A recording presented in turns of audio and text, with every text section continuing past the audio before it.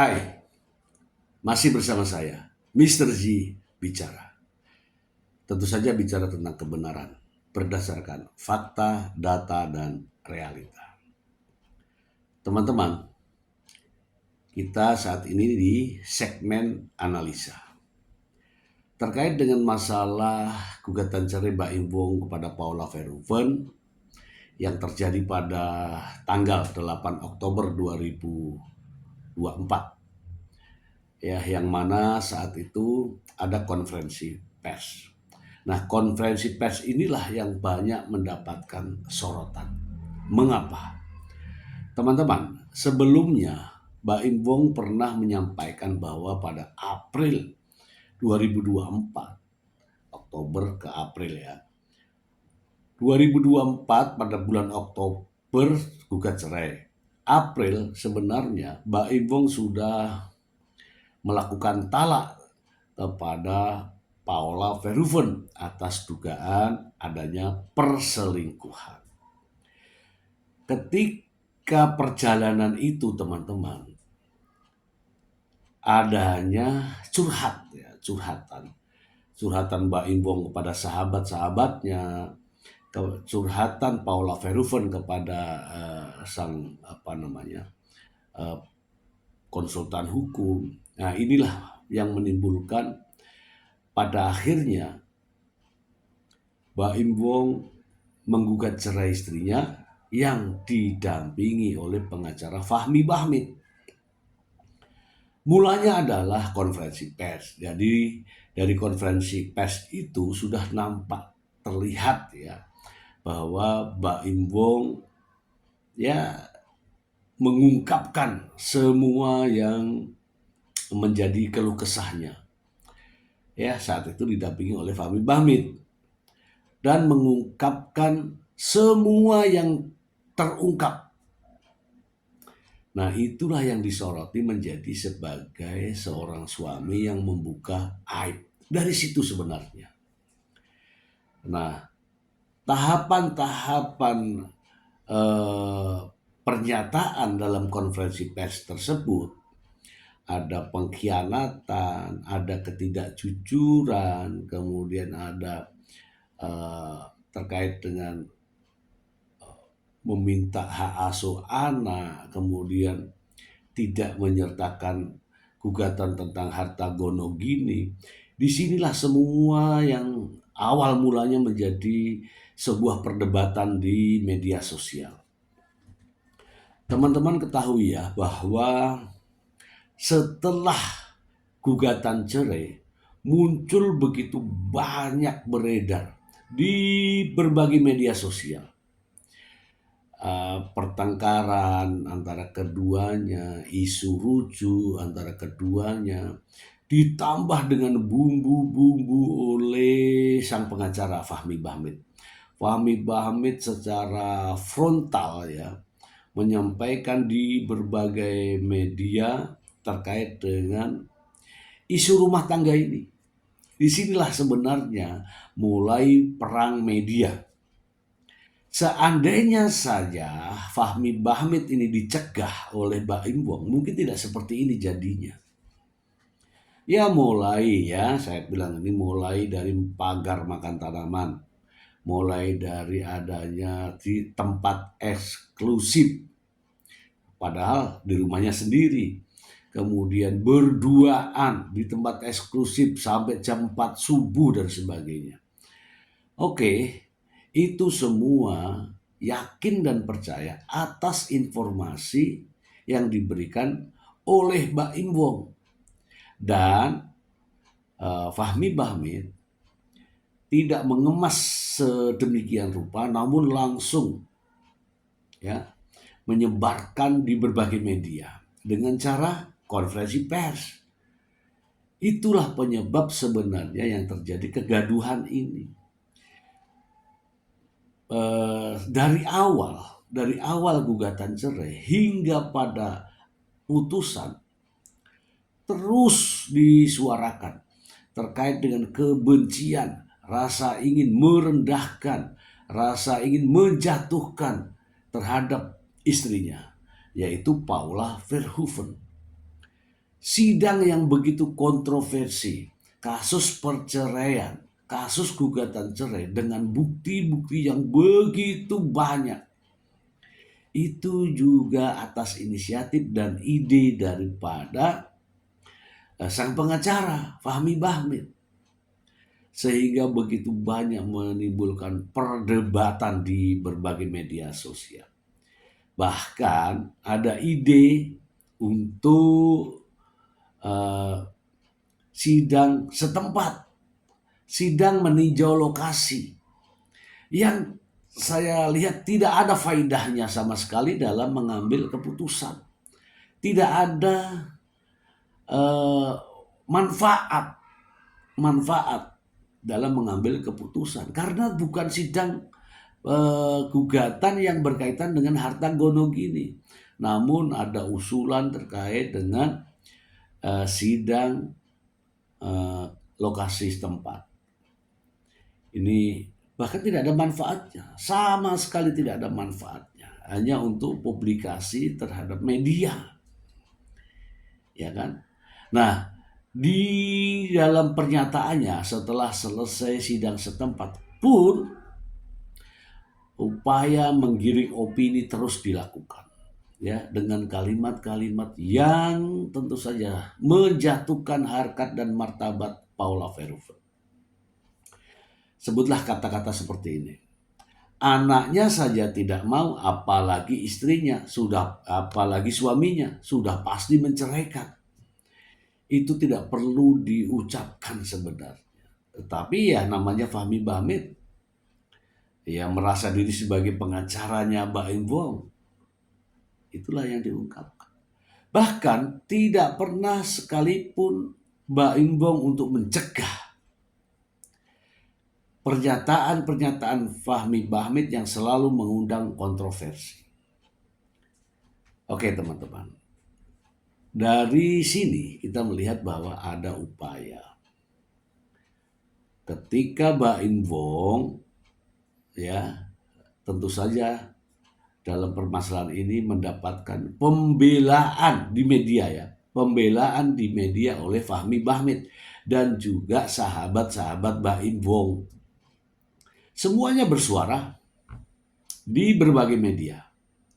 Sekarang saya tanya, Paula Verhoeven, siapa yang melakukan pembelaan Paula Verhoeven di media sosial? Karena ini perang media nih.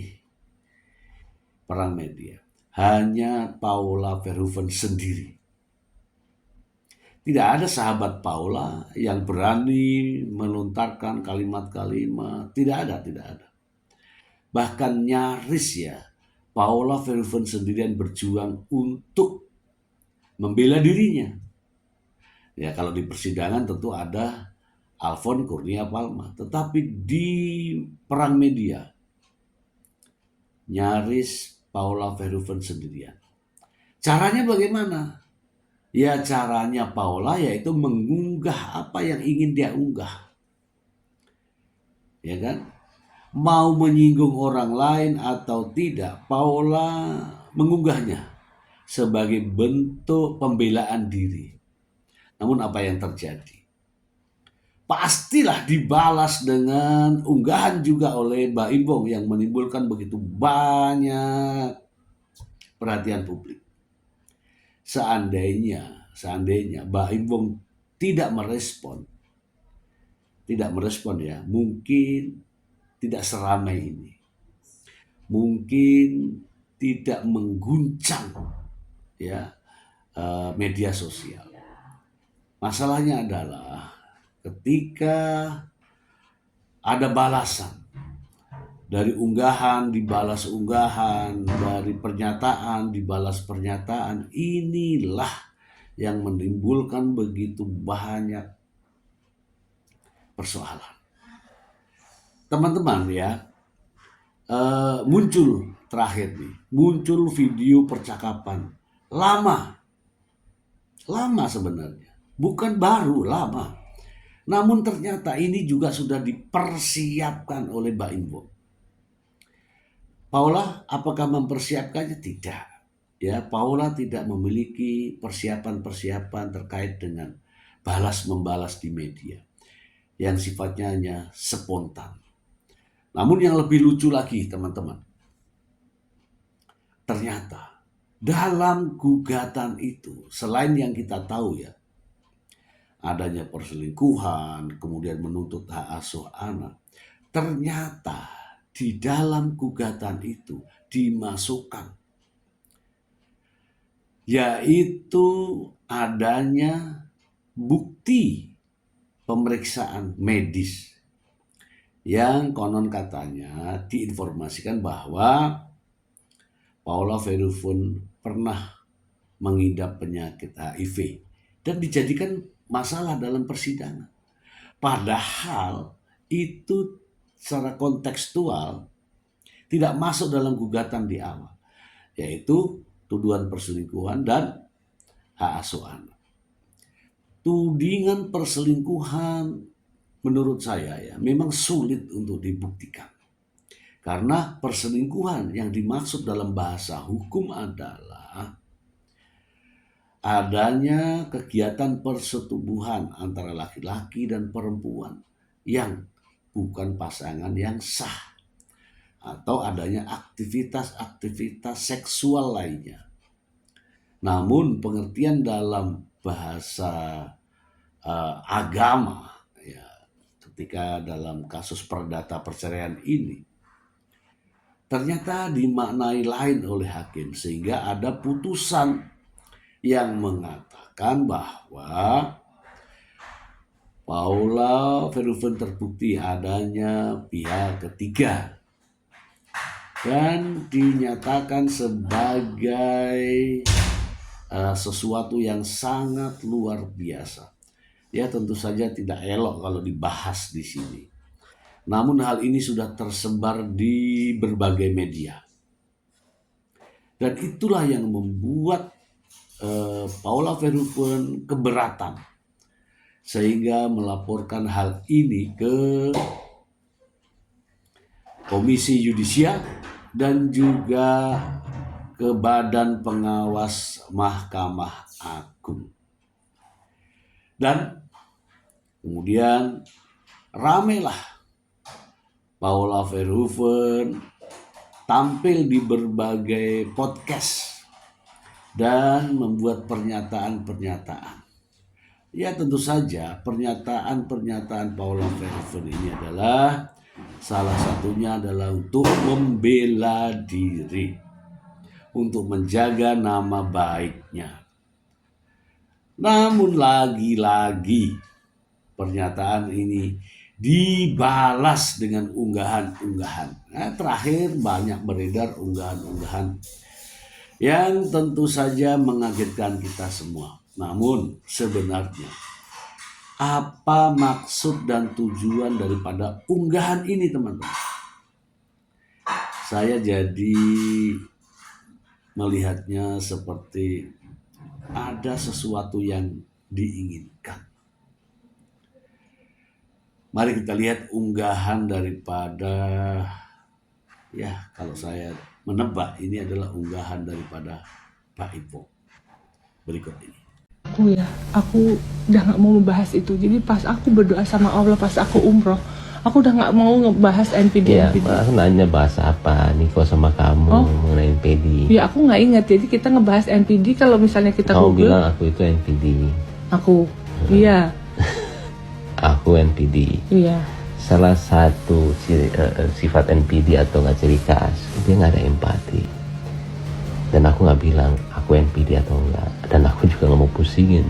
Aku cuma jadi diri aku sendiri aja. Yang aku lakuin sama kamu sekarang dengan aku bersifat seperti itu, ketika memang kita lagi tidak baik-baik aja, aku mau ngeliatin sama kamu. Aku kontrol kamu. Dan aku setegas itu sama kamu. Bukan berarti aku NPD. Itu aku lakuin supaya kamu tahu, kamu itu istri, bukannya suami. Iya, tahu. Aku banyak belajar saya. Intinya yang bilang aku itu sudah terakhir ya sudah terakhir. Udah apa? Aku mau capture aja biar bukti aja. Bukti untuk apa? Bukti aja kan kamu bilangnya nggak ini, nanti Kalau nggak ada bukti nanti salah lagi aku. Bukti apa? Hah? Bukti apa? Kan kau bilang tadi kan nggak pernah ini, nggak pernah apa, nggak pernah WhatsApp. Ya aku harus ada bukti lah, kalau nggak mampus aku. Bukti ke siapa sayang? Apa? Bukti ke siapa? Bukti aja. Kalau misalkan gimana? Ini kan nanti kan akan ini. Kalau misalkan aku ke ini kan nggak bisa dipertanggungjawabkan kalau nggak ada bukti. Maksudnya kemana?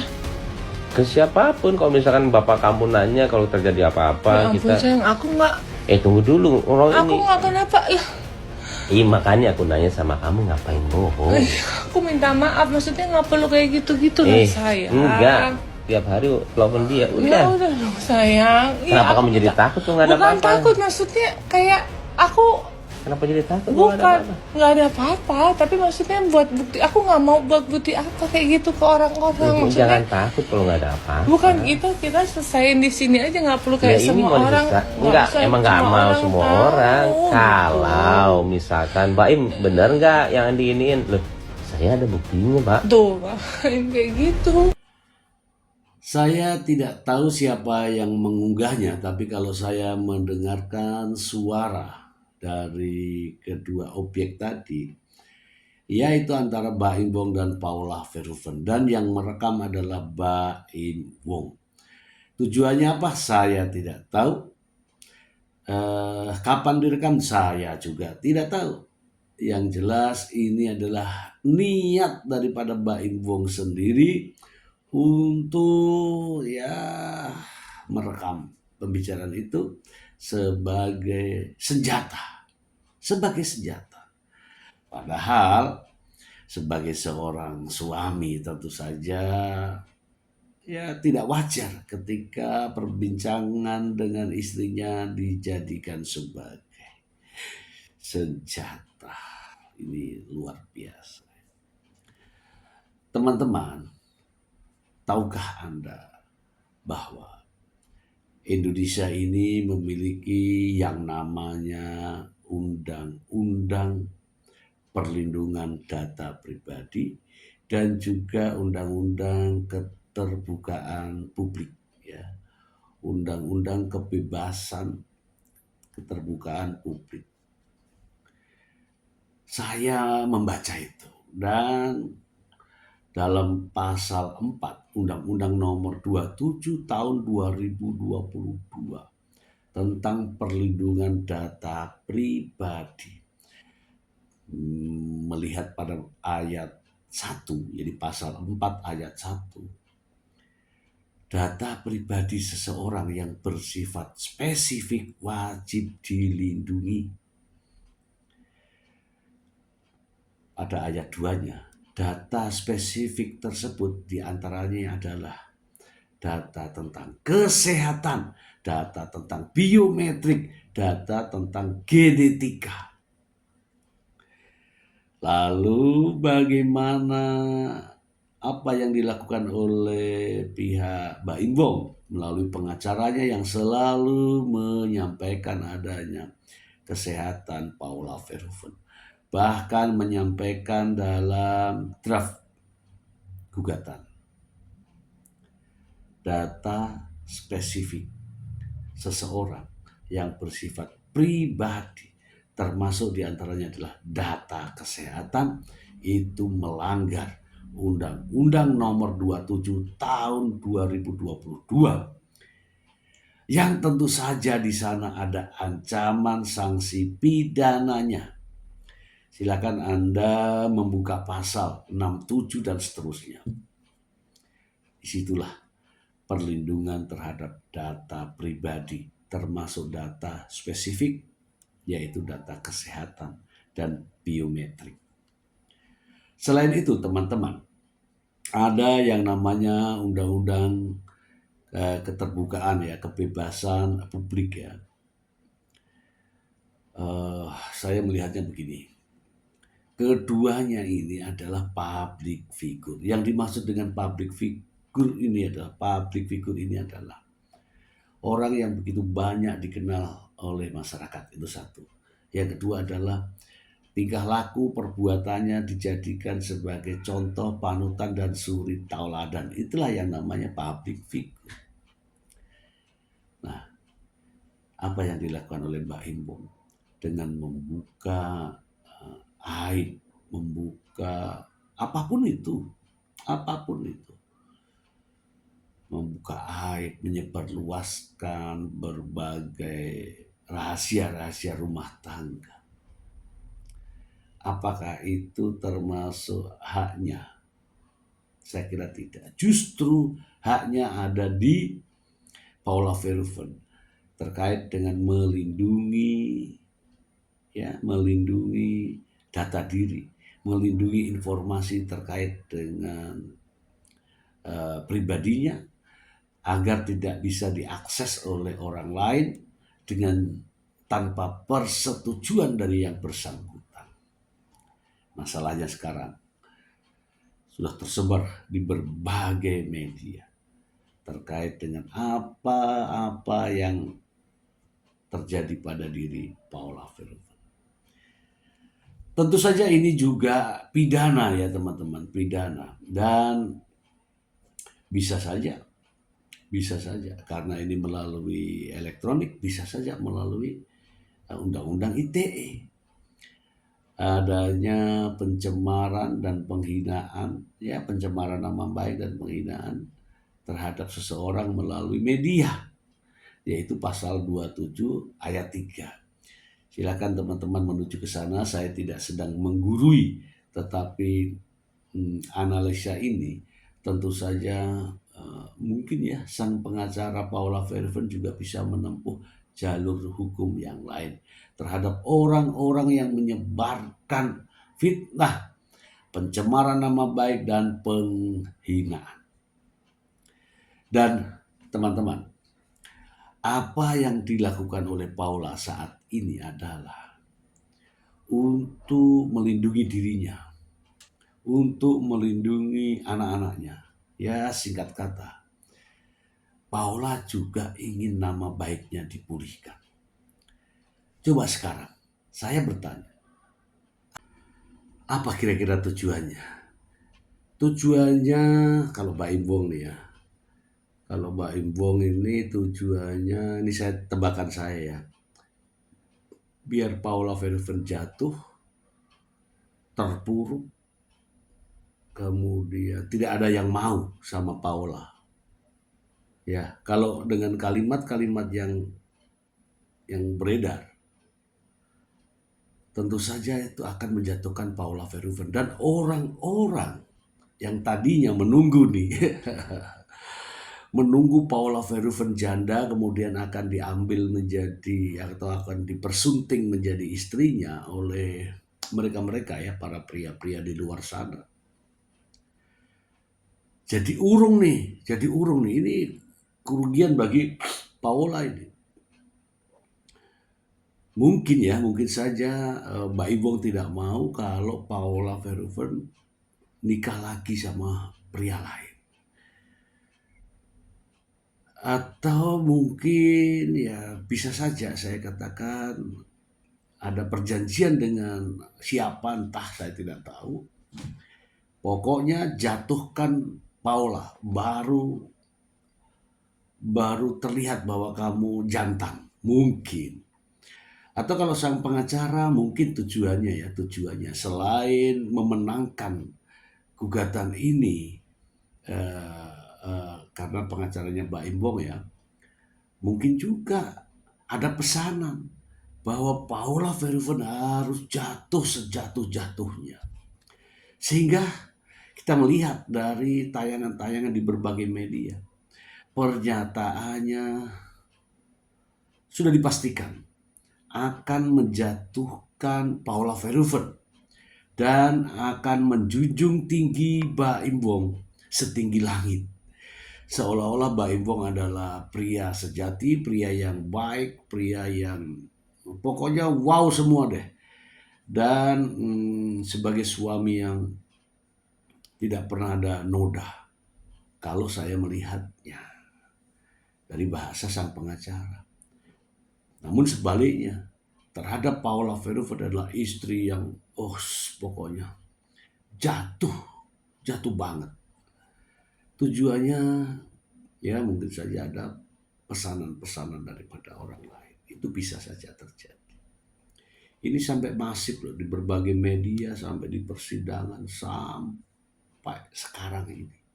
Masih terus masif menjatuhkan harkat dan martabat wanita, menjatuhkan nama baik Paula Verhoeven. Itu tebakan saya ya teman-teman ya. Jangan sampai ini kan sudah banyak di cowok-cowok, pria-pria mapan ya kan, yang menunggu Paula. Tapi gara-gara unggahan-unggahan ini, mereka-mereka yang tadinya mau mendekat,